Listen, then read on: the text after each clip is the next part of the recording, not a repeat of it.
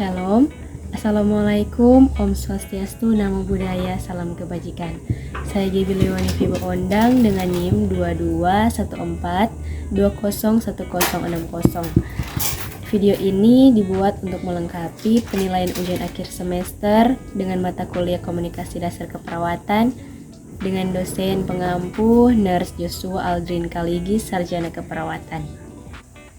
Pada hakikatnya, komunikasi merupakan alat untuk mengembangkan hubungan dan merupakan hubungan itu sendiri. Dalam keperawatan, komunikasi merupakan alat bagi perawat untuk mempengaruhi tingkah laku klien dalam pelaksanaan asuhan keperawatan. Terdapat beberapa konteks komunikasi, yaitu yang pertama, komunikasi intrapersonal, 2. Komunikasi interpersonal, 3. Komunikasi kelompok, 4. Komunikasi publik. Fungsi dari komunikasi: 1. Memberikan informasi merupakan interaksi komunikasi. 2. Menolong orang lain, memberi nasihat kepada orang lain dalam mencapai tujuan. 3. Menyelesaikan masalah dan membuat keputusan. 4. Mengevaluasi perilaku secara efektif.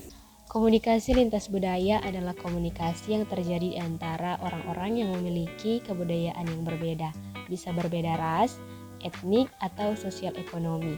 Kebudayaan adalah cara hidup yang berkembang dan dianut oleh masyarakat serta berlangsung dari generasi ke generasi.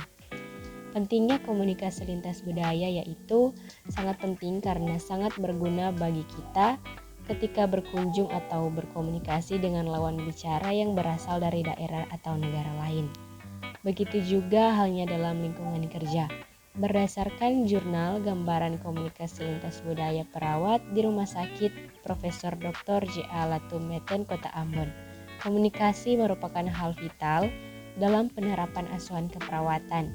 Oleh sebab itu, studi antropologi dalam area keperawatan juga dikatakan penting karena kesehatan yang maksimal akan diterima dengan baik bila dibangun dengan komunikasi yang baik pula.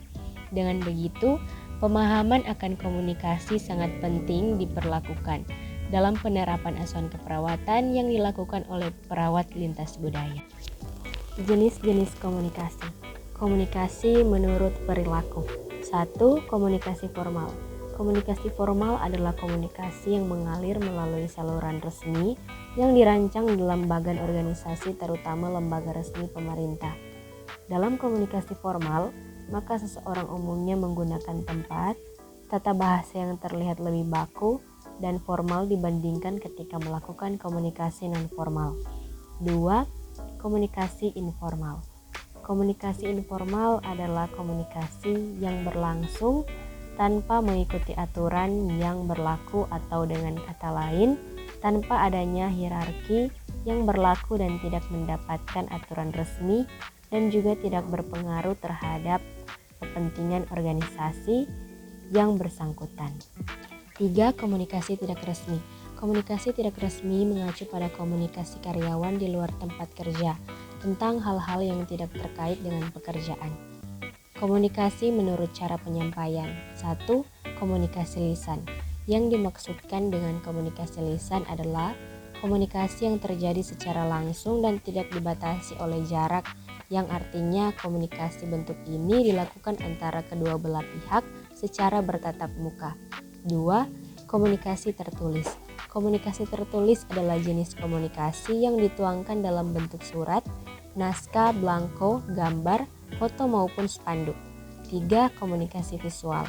Jenis komunikasi ini merupakan salah satu jenis komunikasi yang cara menyampaikan pesan atau informasi melalui foto, seni, gambar, sketsa, bagan, dan grafik untuk menyampaikan informasi tertentu, dan biasanya juga jenis komunikasi visual ini sering digunakan sebagai bantuan saat presentasi. Komunikasi menurut keberlangsungan. Komunikasi menurut keberlangsungan. 1. Komunikasi langsung, yang dapat diartikan sebagai suatu proses komunikasi yang dilakukan secara langsung tanpa adanya bantuan, campur tangan perantara pihak lain, atau media komunikasi serta tidak dibatasi oleh jarak maupun media komunikasi yang ada.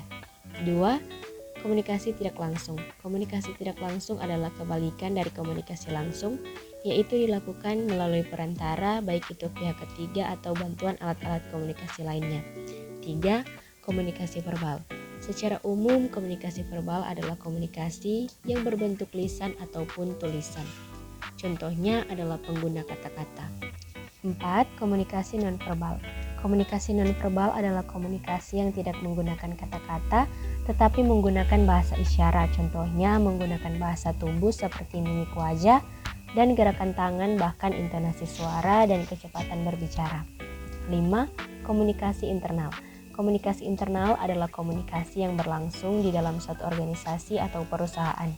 Jenis komunikasi ini dapat dilakukan dengan dua cara, yaitu formal dan informal. 6. Komunikasi eksternal.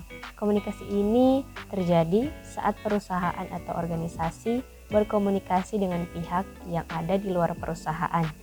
Umumnya komunikasi eksternal dimaksudkan untuk mendapat bantuan kerjasama dari lingkup perusahaannya. Sekian pemaparan saya tentang komunikasi lintas budaya dan jenis-jenis komunikasi. Mari bergabung bersama kami di Universitas Pembangunan Indonesia Manado. Pakep Unpi, we care, we cure to the core.